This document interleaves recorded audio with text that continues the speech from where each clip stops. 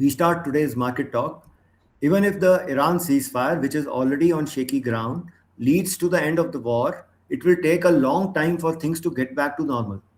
So even the most hopeful scenarios involve a growth slowdown and a downgrade to the earnings because of significant infrastructure damage, supply disruptions, and loss of confidence. Iran will start charging toll for transit through Strait of Hormuz, and that will impose a permanent geopolitical premium on crude oil prices. So the crude oil prices, I'll show you subsequently, will in various scenarios will remain elevated. Now, even in the best case, no need return to status quo. Status quo was crude at 60 odd, moving between 60 and 70, and relatively adequacy of all energy resources. So, best case, no need return to status quo. The what are the chances for ceasefire, which will lead to the ending of the war? The gap between, as we were discussing, what US is asking 15 points and what Iranian agenda 10 points is massive. But these are maximalist positions meant for domestic audiences. On the positive side, US has sought a ceasefire and Iran has accepted it. It is good that they are sitting and talking about it. That means they are serious. Suggests that both parties want an end to the conflict. On the negative side, Israel wants to continue to fight and the Gulf nations are not happy with shadow of Iranian regime looming over them. So this is the net situation. Markets worldwide have shrugged off tariff wars, geopolitical turmoil, technology disruption, and other concerns. So markets have moved on, secure in the support of two puts. Basically, market is secured that there is a Fed put and Trump put. There is a belief that in the event of market crash, Fed and US government will bail them out. Fed put is in danger due to it's a supply side inflation issue. So that is the concern. That side, that Fed will keep cutting rates and Trump put can evaporate due to Israeli pressure. So one has to be careful. Now, this is the key part. Growth and inflation expectations will need to reset. While the war fears moderate and the economy stabilizes gradually, the stage is set for a gradual moderation of equity valuations in our markets. So I will talk about each one of the issues. So growth expectations in the economy will need to get reset. Already the estimates are being downgraded. Inflation will see a significant shift. So the interest rate will also need to be going up because there will be pressure on RBI to move the rates. Liquidity in the economy will remain tight, and tight liquidity implies higher cost of borrowing. Availability of capital for equities will be lower than the demand for IPOs, QIPs, and startups. There is so much of IPOs and other funding events lined up that availability of capital for equities will be lower, and equities move on abundancy of capital only. Then equity valuations will need to moderate gradually, not immediately. Supply shocks will not reverse it quickly. So we will come to know what is the impact on the business in this quarter and over the next quarter when we listen to the management commentary. Till now, we are not aware. Destruction of capacities in LNG and aluminium will remain for some time. Demand destruction by rise in energy prices will have a sustained impact. Till now, we haven't had an increase in energy prices in India. Once they will increase, there would be some demand destruction. Earning forecast will see a downward revision. Then government will face challenge of bringing back fiscal discipline. Because government's earnings will reduce, they'll have to spend more, give more subsidies, etc. So fiscal discipline will be will be challenged. Pullback in budgeted capital investment plans if spending needs of energy and fertilizers spike sharply. So the government has same amount of money, so they will have to reduce their capital expenditure. We may see a prolonged correction phase when the markets move sideways. It may not correct, it may remain at these levels for some time. Because right now what you are seeing is basically short covering. Selling out of existing stocks and buying into fresh ideas needs to be done gradually, patiently, and clinically. Emerging themes will be something like energy, etc. So how should Indian investors navigate a fragile West Asia ceasefire?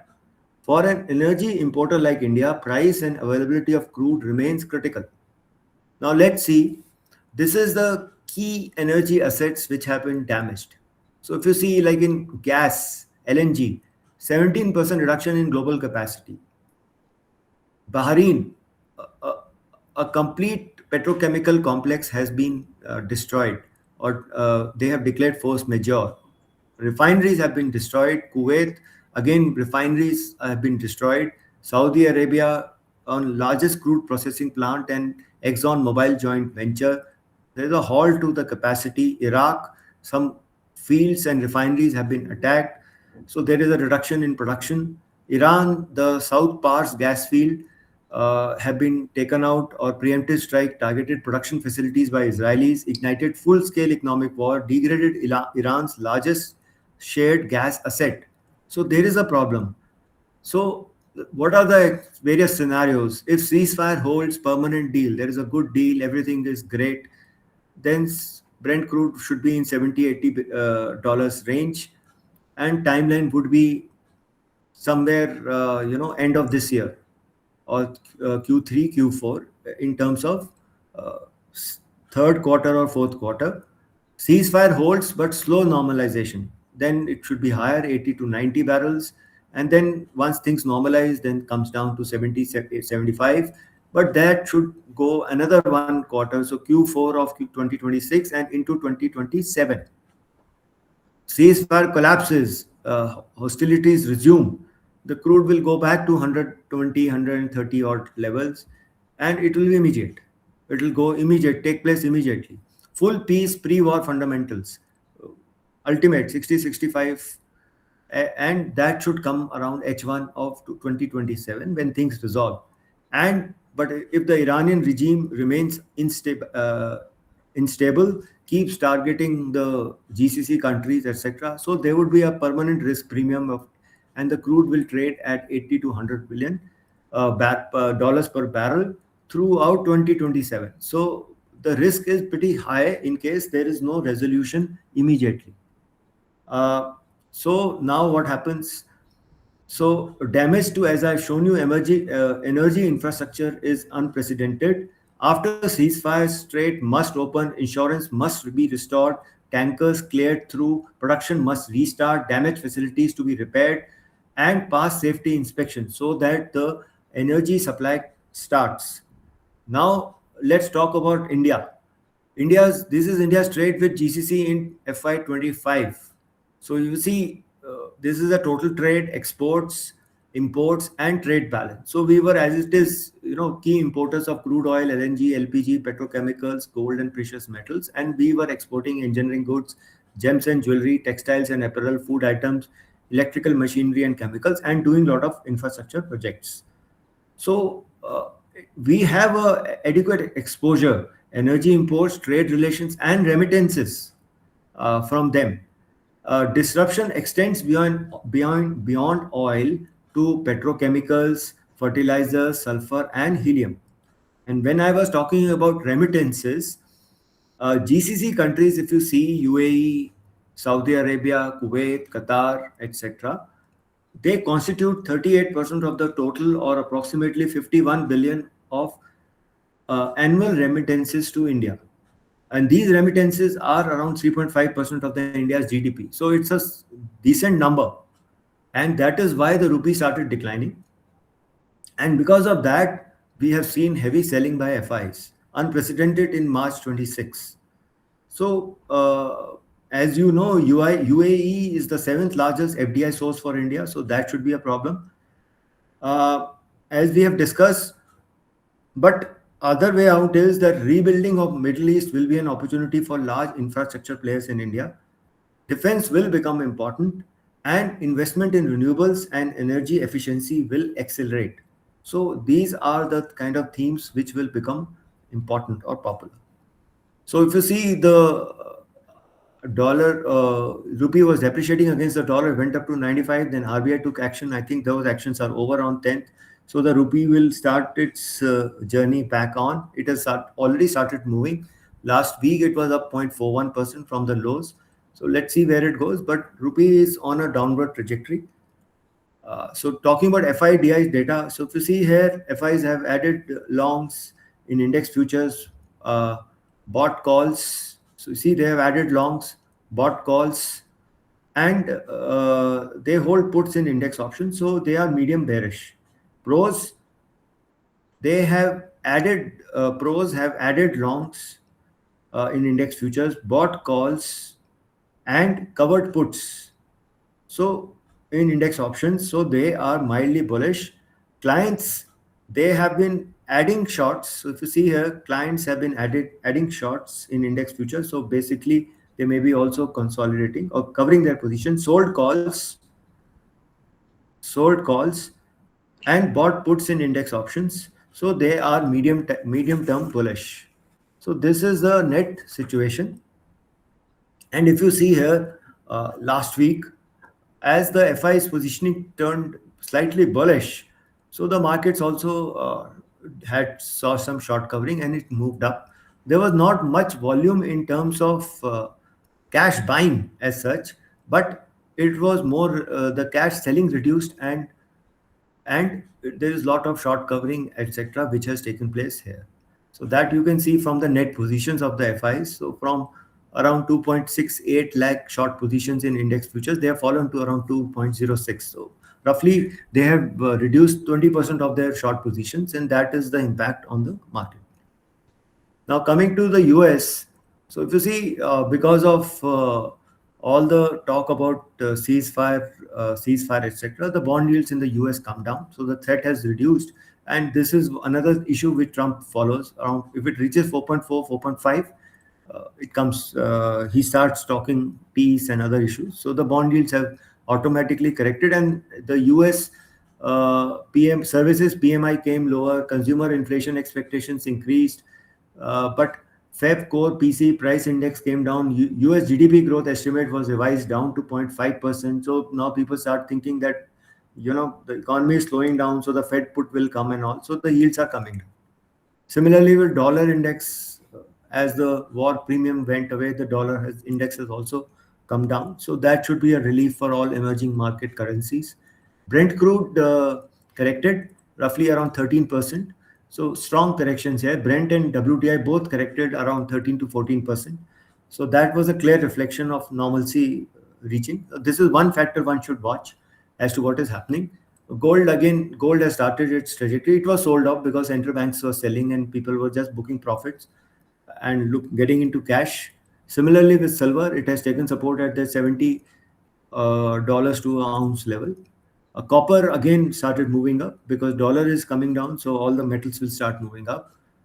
Now Bitcoin is in a range. So if you see, it went up around 5-6% last week, but it is in this range and it is moving along with Nasdaq, etc. But it is at the same level where it was, generally at the same level where it was once Trump took over office, and after that the journey is over.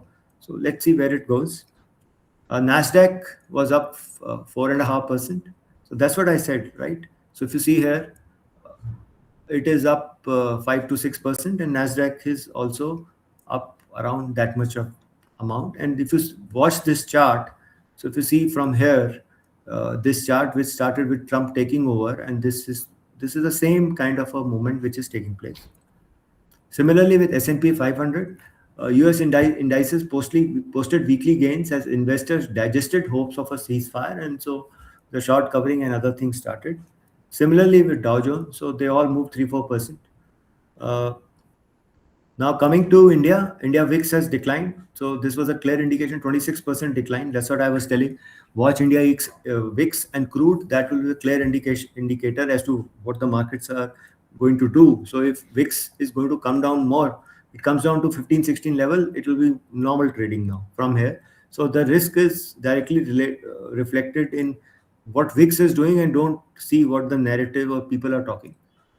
So Nifty, if you see here, Nifty, this is a weekly chart, strong green candle, 5.89%. So if you see from this, this was the move on when the Trump had announced the trade deal. So from that level, to the lowest level which was made, roughly Nifty has done 50% retracement. So I think the first resistance should be around this 24,250, and beyond that it can go to this 61.8% retracement, which is somewhere closer to 24,800. So this should be the likely targets uh, from this thing. But this is a strong green candle which has taken out all the gap downs and other declines which are taking place. So this is bullish. So any dip from here, people will buy. Now let's come to the daily chart. So if you see here, this is the support 23,600. So if it comes down, then watch for 23,600. And with all these gaps, first level is 24,300, and the next level is around 25,500. So in my opinion, if there is a positive news, it bounces from 23,600. It can, once it takes out 24,300, it can go to 25,000 also with the shorts in the system. Similarly, this is the hourly chart. So if you see here, the first resistance is this upper end, somewhere around 24,300, and then this 25,000 level. So these are likely nothing much, 3% uh, 2-3% move, and which with one positive news it can take out with the gaps only. Now, similarly, Nifty Bank 8%, 8.5% move up, no problem.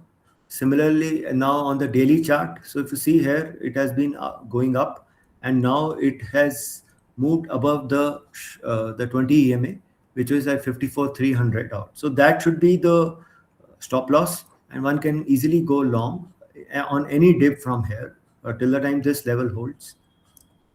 Now, HDFC Bank has rebounded roughly 8%.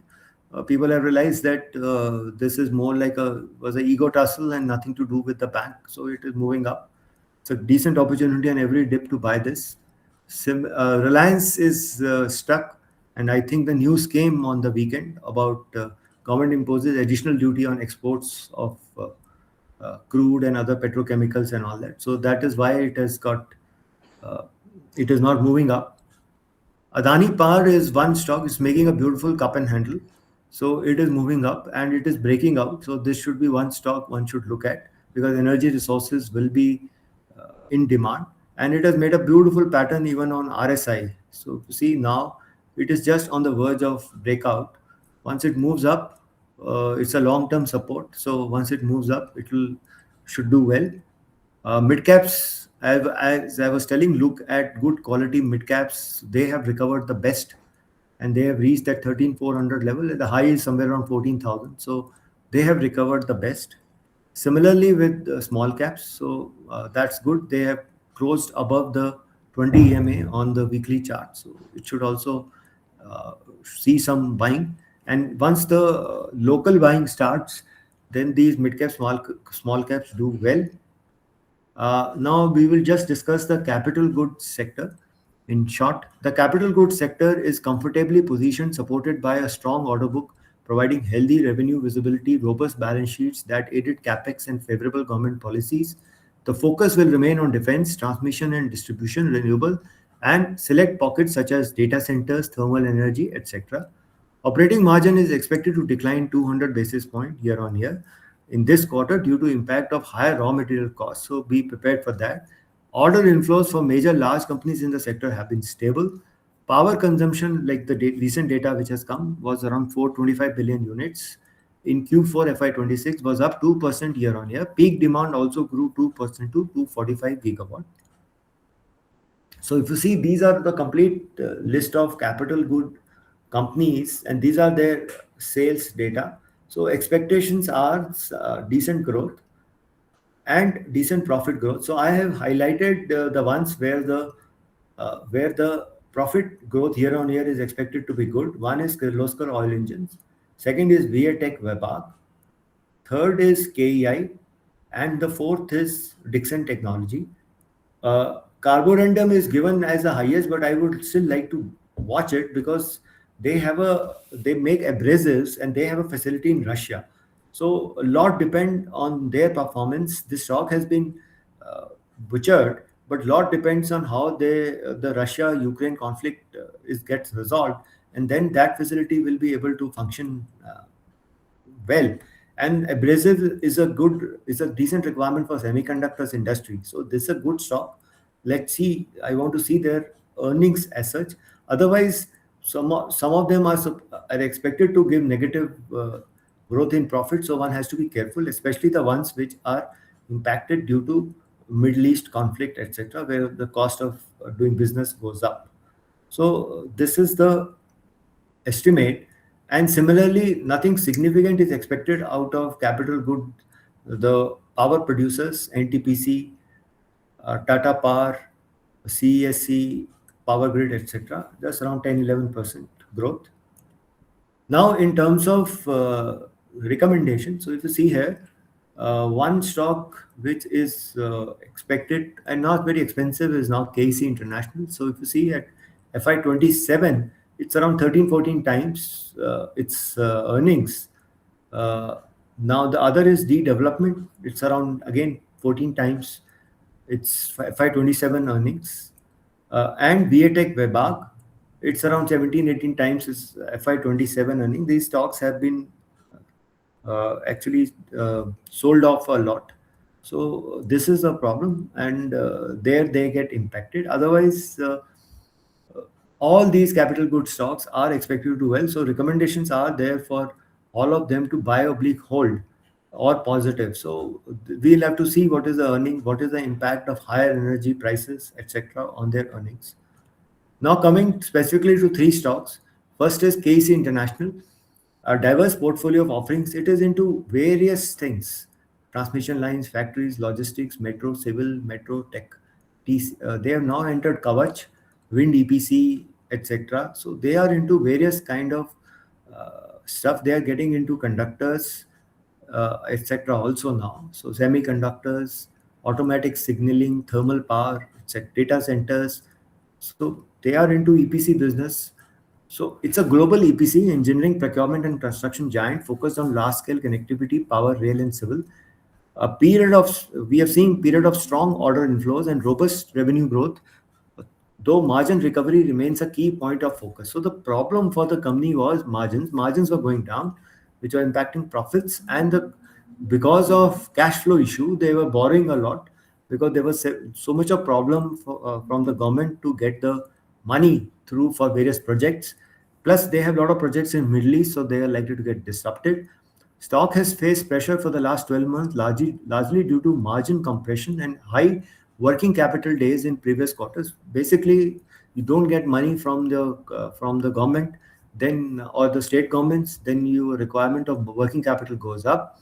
Recently, they have won orders, roughly 2,518 crore orders, commercial real estate order in civil segment, JV order for Kavach, train collision avoidance system segment, making a deeper foray into high-tech railway safety. So now, you see, there would be a re-rating because others who are doing Kavach are at a different, trading at a premium. International transmission and distribution projects in Africa and America. Total order book plus L1, lowest bidder position, stands at approximately 41,000 crore, roughly 1.8 times FY25 earnings, providing visibility for next 24 months. Global and domestic demand for renewable energy evacuation is creating a multi-year growth cycle for T&D. So why am I looking at this is because others have moved up. So this segment has not moved up, and suddenly the market will shift focus and this will get re-rated. They have successfully reduced transmission and distribution revenue share from 80 to 67%, scaling up civil and railway segment. The entry into oil and gas pipelines via spur infrastructure acquisition and data center cabling are the new frontiers for 2026. So what they're doing is they're moving out of low margin projects like water and older metro contracts once they get completed, and hence the EBITDA margins are expected to improve from current 7.2 towards 9.10%, 9 to 10% by FY28. So if you see their last quarter earning, they did around 12% revenue growth. EBITDA margins are around that 7.2 level, but they have declined. But they are better from FY25. Operating PBT was up 37% and PAT was up 32%. Operating PAT, they had this issue about new lower code, etc. So their actual PAT was less. It impacted them, but that should be one-time expense. Now, seeing this chart, so this stock has roughly become half. So, from the level of around nearly 1,000, it has come down to 500, and now let's switch off your volumes, please. So, from this level of 500, it should be a decent stock to buy. It has moved up in the last 3 days. So every dip somewhere closer to the 550 or below is a buying opportunity. It had moved up with high volume, so it couldn't sustain that. So it has come down. This was all this movement up is basically based on the news about ceasefire, etc. So this is a direct play on ceasefire, but there is a lot of value here. Hence, one can look at this. The other is development engineers. It's a diversified business portfolio, piping spools, pre-assembled pipe sections delivered ready to install, reducing on-site work and speeding up project execution, industrial pipe fittings, modular piping, then heavy fabrication. Others, they manufacture PSA, nitrogen, oxygen, and hydrogen gas plants, along with air dryers and industrial gas piping solutions. Power generation, they operate two biomass power plants, Abohar and Muktsar, fueled by agriculture residues, primarily paddy straw and rice husk. So that was a problem. I'll talk about it. It's highly specialized manufacturer of critical piping components for high pressure industrial environments. The stock is currently benefiting from a combination of massive order book growth and commissioning of new high margin production capacity. The order book is well balanced across domestic power, roughly 1,000 crore order book, oil and gas 582 crore, and Thailand subsidiary which saw a surge in power segment orders to around 202 crore. A seamless pipe plant commercial production began on 19 March 2026 at their new plant in Anjar, Gujarat. This facility is a major margin booster as it allows the company to move from a fabricator to a manufacturer of critical raw materials, leading to its higher 16.6 EBITDA margin guidance. On 27 March 26, the Punjab State Electricity Regulatory Commission revised the tariff for their biomass power plant from 3.5 rupees to 5.227 per unit with 5% annual escalation. This turns a previously loss-making segment into a revenue contributor. New competitors cannot easily enter the nuclear or high-pressure oil and gas piping space. So that is the moat. Now, if you see here, they have done around 77% growth for last quarter in terms of revenue, but I think Q3 FY25 was really bad. So you should see around Q and Q around 6%, and year on year they have improved by around 44%. EBITDA also, operating EBITDA is lower. We were affected by labor code charges, etc. Margins are around 15-16 and improving now year on year. PBT is was lower, but it has improved. It's become nearly 3-4 times now, and similarly with PAT, it is improving. So we'll have to watch for this. Now this stock has made a decent, you see, cup and handle, and it has moved because of this news in March and April. It has moved up with very high volumes. So that once from the lows of 180, 190 because of these news of orders and facilities coming up in Punjab State Electricity Board orders, etc. So it has moved up now. It is breaking out. So every dip is a buying opportunity up to 300 odd. So it moved up a bit on Friday, but the volumes have been much better as compared to earlier. So keep it on horizon. Next is VATech Wabag. Now it does this various 100 like this 110 MLDs SWRO desalination plants. This is in Nemeli, Chennai, India. SWRO is seawater reverse osmosis. That's a process for desalination. And MLD is million liters per day.